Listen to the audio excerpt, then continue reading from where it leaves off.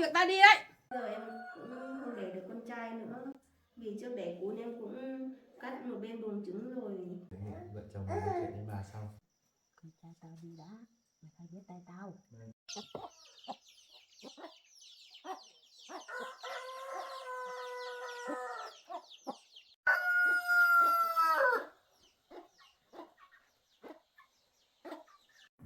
Nó có lạnh lắm rồi im lặng.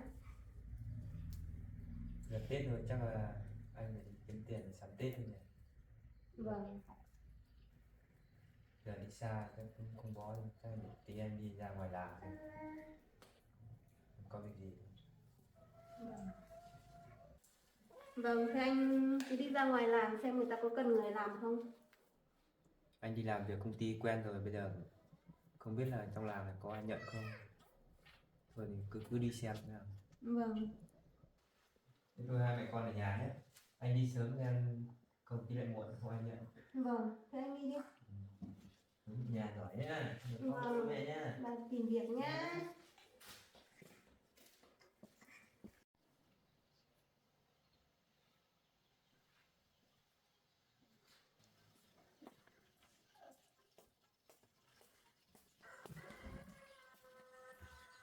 Mẹ ơi, tí mẹ ở nhà xem nếu vợ con có việc gì làm thì mẹ trông cháu để vợ con làm việc nhé.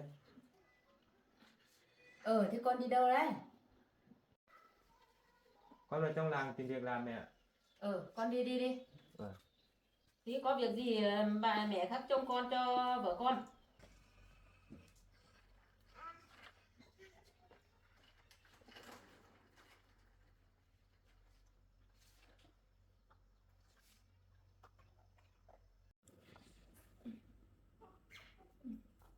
Ba đi làm rồi, mình cũng đi xem có cám lợn không, mình đi làm cám lợn nhá. Ngoan nhá. Ngoan ngoan.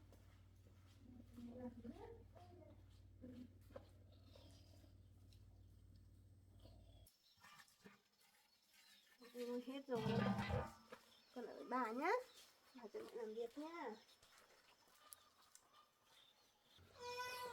Sao? Con nhiễu gì?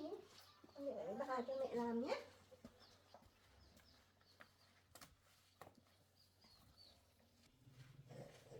Đây trông cháu cho con làm việc với. Vâng, đưa đây.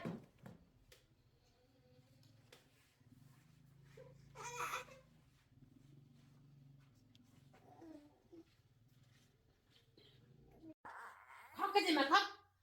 Nào không để cho tao trông thì tao còn chốt đi chơi.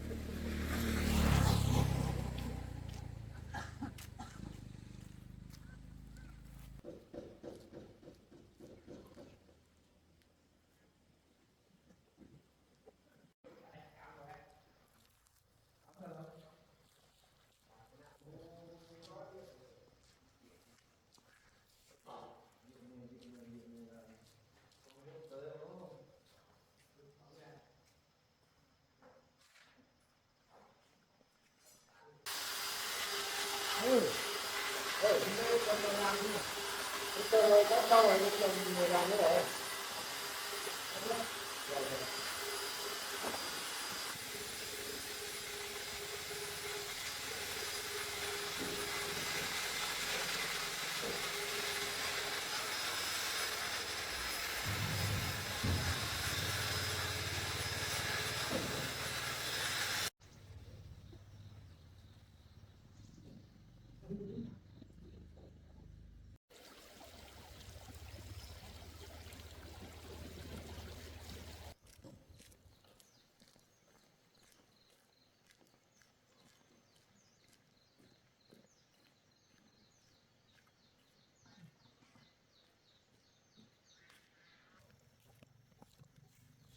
Này hôm nay ông nghỉ rồi, thì tôi chắc lại về.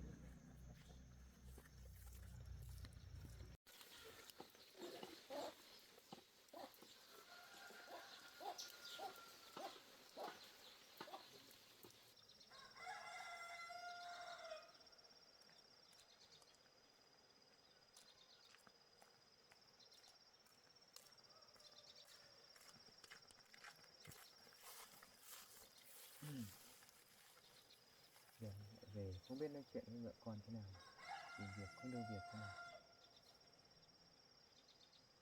Thì tôi lại ra đoạn ngoài xem nào.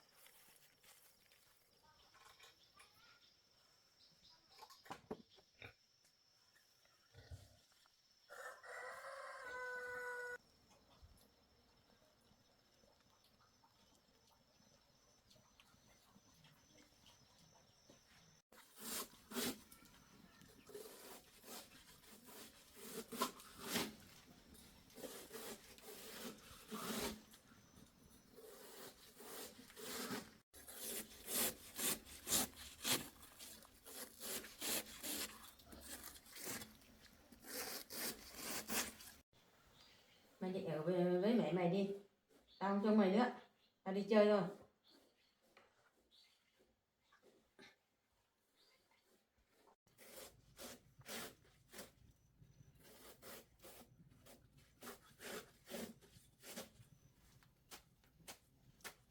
Đây trông con đi, tao có việc tao đi đấy. Mẹ trông để cho con làm nốt cái này. Tao không có việc tao làm.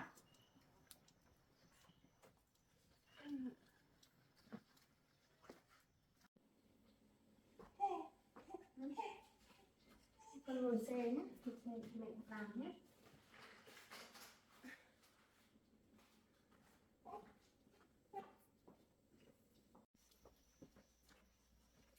Ngồi đây nhé. Để cho mẹ làm.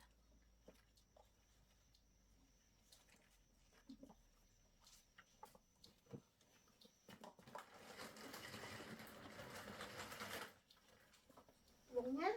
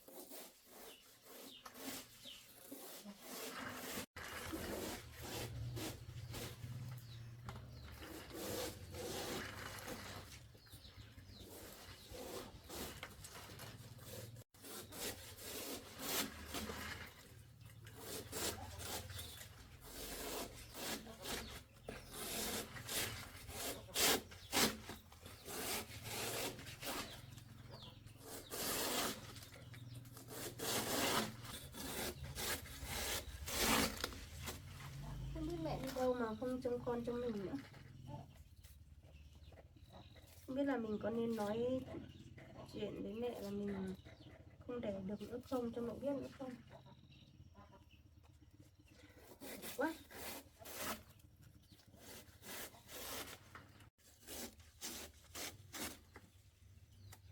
Thôi kệ đi, lần nào mẹ cũng tổn thương mình.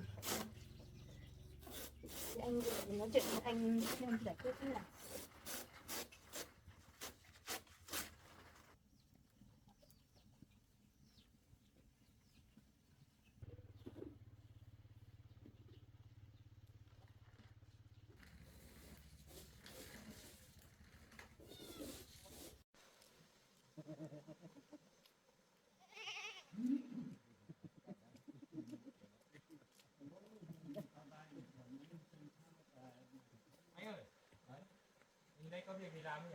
Anh ơi, mình đây có việc gì làm nhỉ? Em Có. đang tìm việc. Anh đang cần người đi lợp cái nóc nhà ở trên chỗ anh. Làm đấy à? Làm một lúc thôi.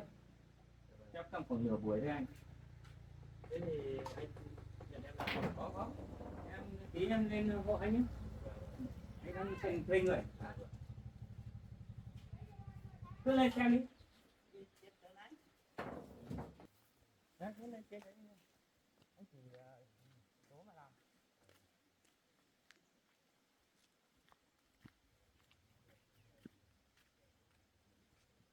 Thế thì lợp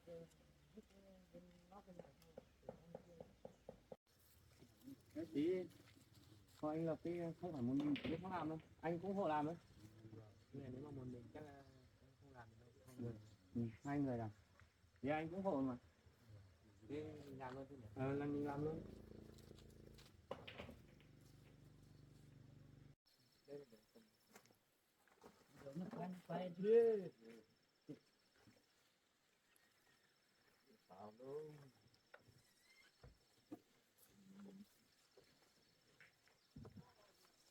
Phá thư với đại chuyện chiều chứ mấy. Cái này vừa chiều.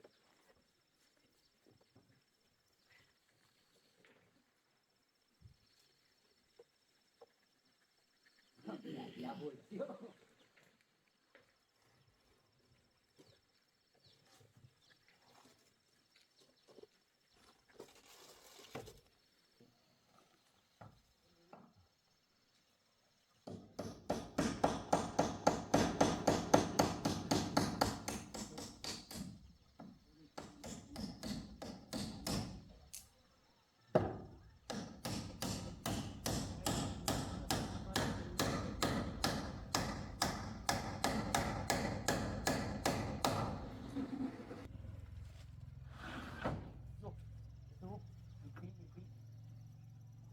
Nhau thôi chứ phải phù đấy không? Cái phù gì thôi.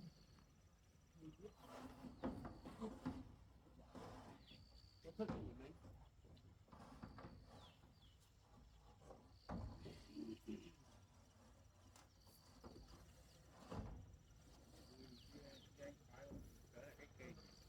Mà đâu? Sao lỡ mà cái sáu ra rồi đấy.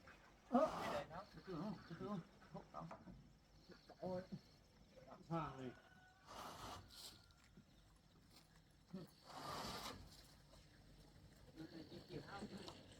Cái lò hao có lò cái quả hao này cái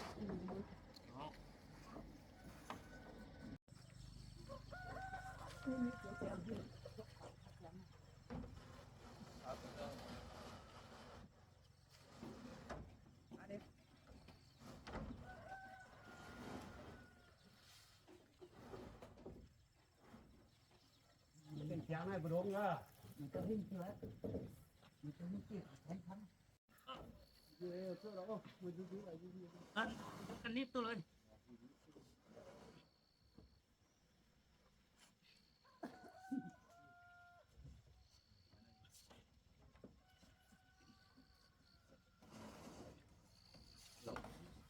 Hết khó. Ơi, không đến đâu.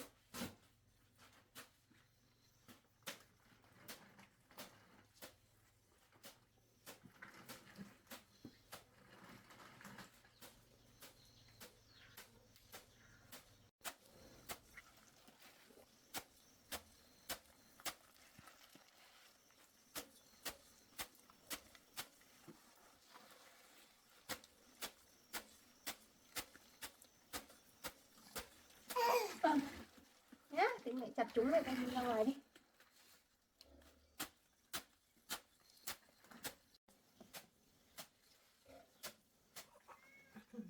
Ngoan nhé. Mẹ làm nhá.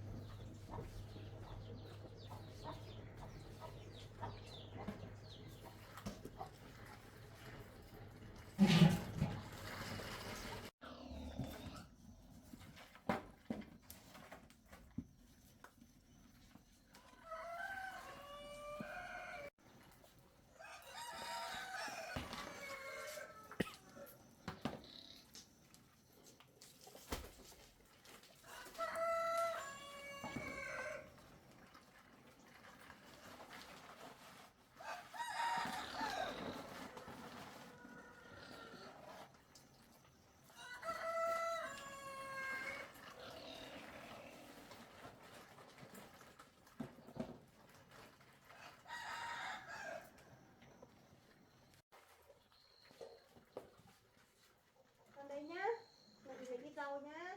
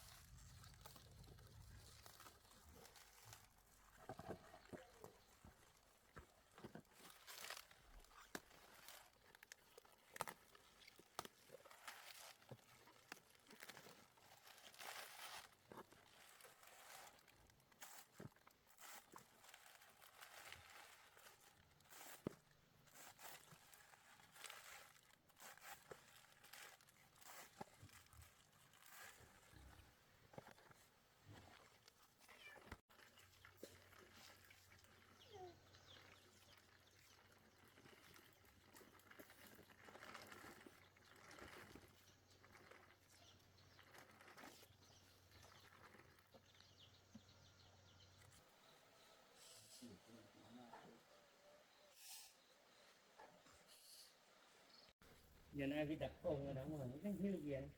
Về tay biết đúng rồi. Tay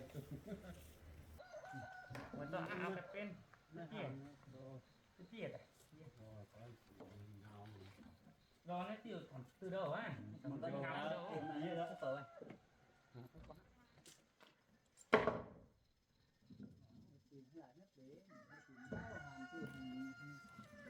phải đau nà vậy muốn mẹ chỉ đỡ đau đâu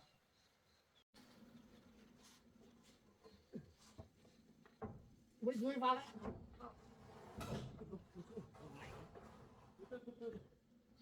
đó một bầu phát phát đây đó đây đó tim này Ngài thế này kinh. Tinh non không có À, giờ bố mày đâu? tinh non tới ngài là khoái nó đẻ.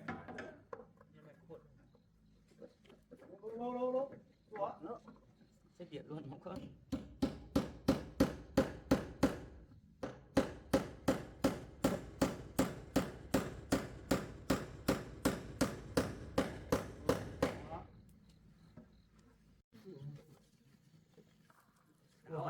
Ơ mấy tao nè. Tiếp phút này.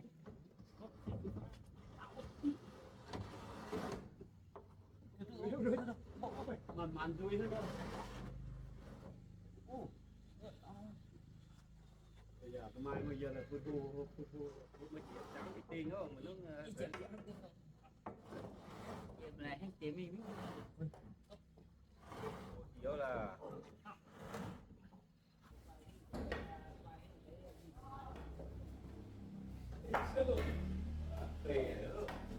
Hoa nó hấp cảm hả?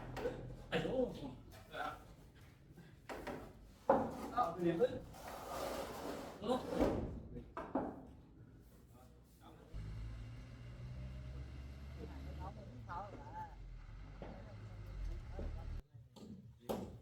nó gian. Chú này hẳn có khoái mà. khoái thêm họ. Tầm tới. Giờ tôi biết tôi có khớp thì nãy mày. Tôi chẳng chú anh. Có. Cho khớp thì tiếng này không. Muốn tiếng tiểu.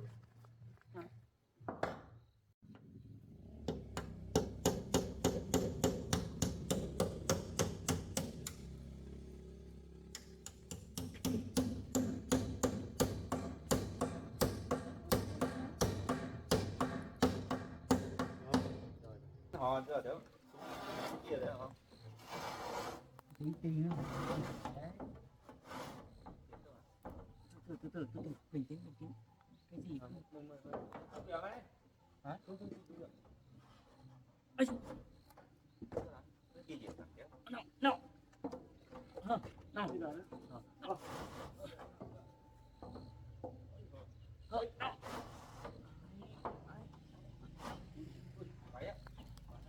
Rồi 10 tháng việc qua máy.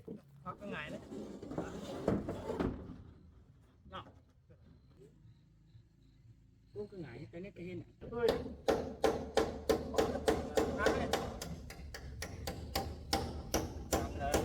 Cái này ngại một thế.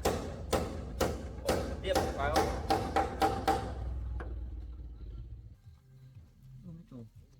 Nó trộn là mới ngon. Rồi nó. Rồi tao này bia ha, tốn ha.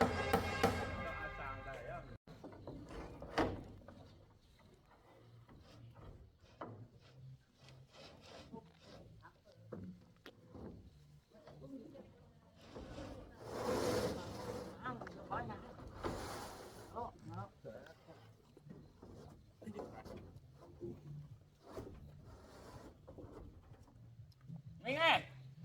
Mày có lại mày hít tinh lô mày có tất cả đều mày tinh tóc khoảng tôi y bua nó mà hít tinh lô tinh cái là phá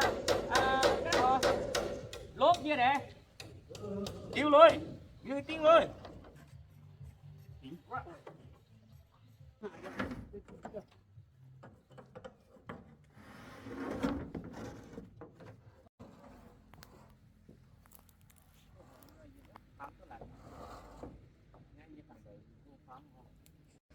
pháo bớt đắng đúng không?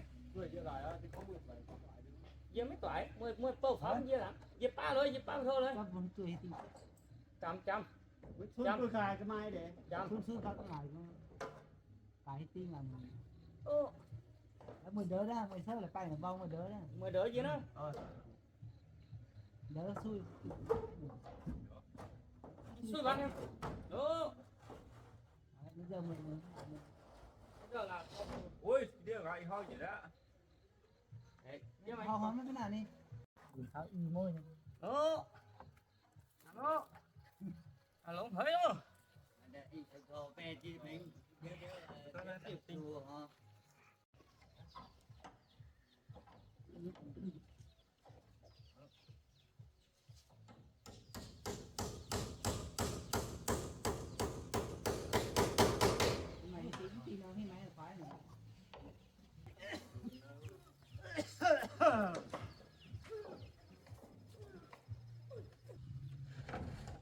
Phải nhớ cho cha đến kịp phát á. Buông hàn gì đây đi. Một câu hàn gì đây đi.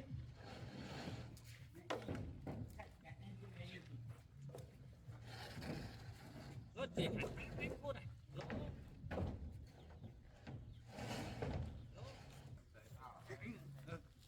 Anh thả tiền công nhé.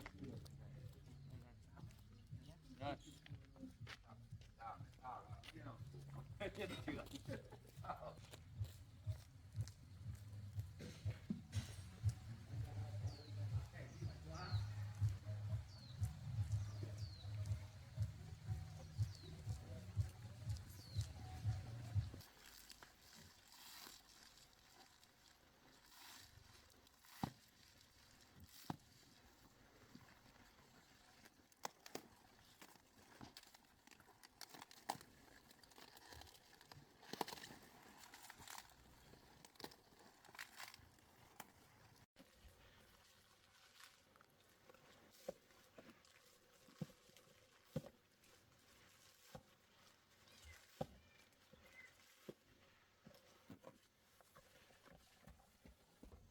Ôi con ơi, nhã đây con ạ. Đấy, không ăn được đâu. Đi đây mẹ nhá.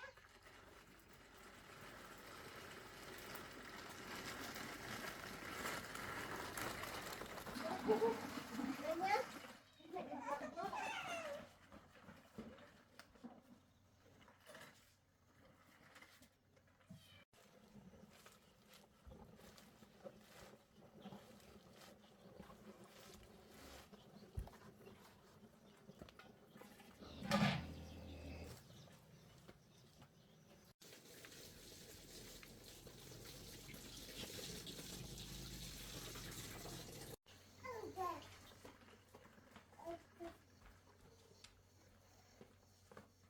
Con được đến nhá. Ôi.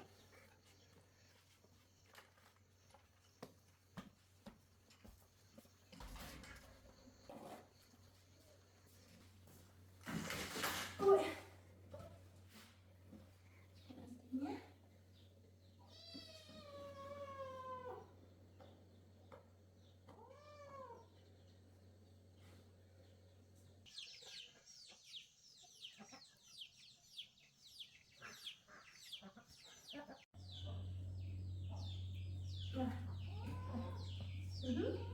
Đây con nằm đây. Đây. Đây mẹ đi nằm luôn nhá. Xong rồi cho cả hào nữa là xong. Nào.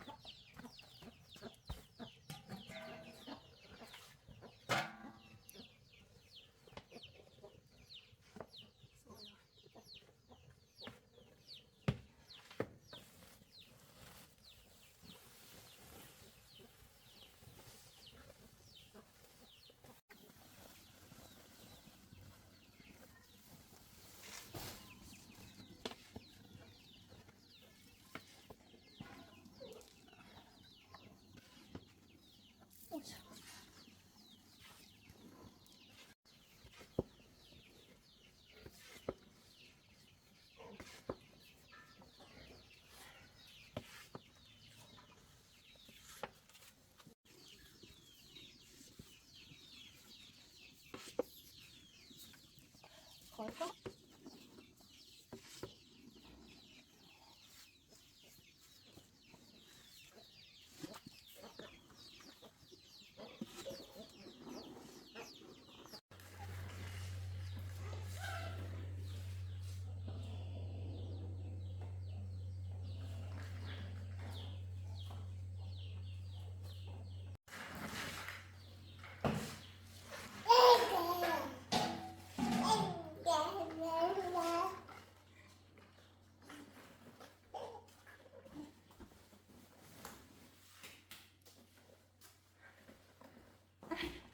Xong rồi. Để mẹ đến nhá.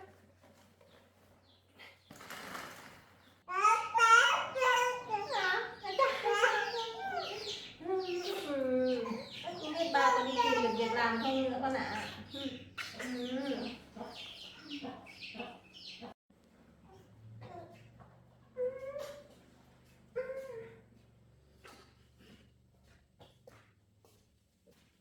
về là Con nghe à? vâng, Bà đâu rồi? không biết bà đi đâu rồi anh ạ. Xã bảo là bà trông một tí bà lại đi mà. Thế anh đi có tìm được việc làm không? Mình đi mấy chỗ ấy mà mình không có kinh nghiệm ấy. Họ không dùng, phải đi vào chỗ trưởng mộc kia mà họ đều không làm. Vâng. Hôm nay thì ra ngoài này có nhà kia đang lập nhà ấy, em bảo đi giúp nó một tí, còn có đủ buổi. Không có việc làm thì biết làm thế nào được bây giờ. Thế sáng nay mẹ con ở nhà làm gì đấy? Em ở nhà nấu cắm lợn anh ạ. Mà bà đâu, sáng bảo bà trông cháu mà. Em đang thái chuối thì bà trông được một lúc, bà lại đưa cho em xong bảo bà đi có việc, giờ chưa thấy bà về. Mẹ vẫn cứ cái kiểu không thích cháu gái, mẹ cứ làm đối xử với em khắt khe lắm anh ạ.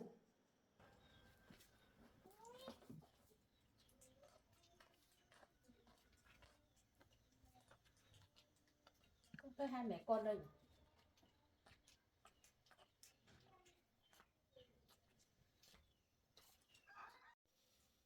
Thôi kệ đi, không sao đâu mẹ. Mẹ cũng già rồi. Kiểu mẹ ngày xưa mẹ cũng có mỗi mình anh nên vẫn cứ có cái tư tưởng muốn có con trai. Thế bây giờ em cũng không đẻ được con trai nữa, vì trước đẻ cún em cũng cắt một bên buồng trứng rồi, giờ không đẻ được nữa anh ạ. Thôi không sao đâu em ạ, để anh từ từ anh nói chuyện với mẹ để cho mẹ hiểu. Cho nên tao đuổi mày cách nào mày cũng vẫn không đi.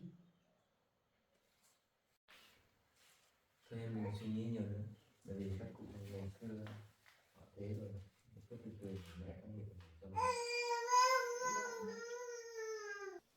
Thôi mẹ, việc đấy thì cứ để từ từ anh vợ chồng nói chuyện với bà sau. Bây giờ trước mắt là gần Tết rồi, đi tìm việc trong làng không có ai nhận, mà không có việc làm, hay là anh lại lên thành phố để tìm việc. Vâng, chắc cũng phải tính cách đấy thôi anh ạ. Bây giờ cũng gần đến Tết rồi, mình cứ ở nhà như thế này mãi cũng không có tiền để tiêu Tết đâu. Thôi vợ chồng cứ tính tạm thời như thế để khi nào mẹ về mình nói chuyện với mẹ, nếu mà mẹ không có ghế gì thì anh mới đi. Vâng. Còn nếu mà mẹ có ghế thì chắc anh không đi, bởi vì anh đi không phải ghế cam ấy. Rồi thôi, để thằng con trai tao đi đã, mày phải biết tay tao. Vâng. Thế thôi hai vợ chồng lên kia thay quần áo cho con. Vâng. Không biết mẹ về từ khi nào? Biết mẹ lúc nào, khi mẹ nghe thấy nói chuyện nhiều.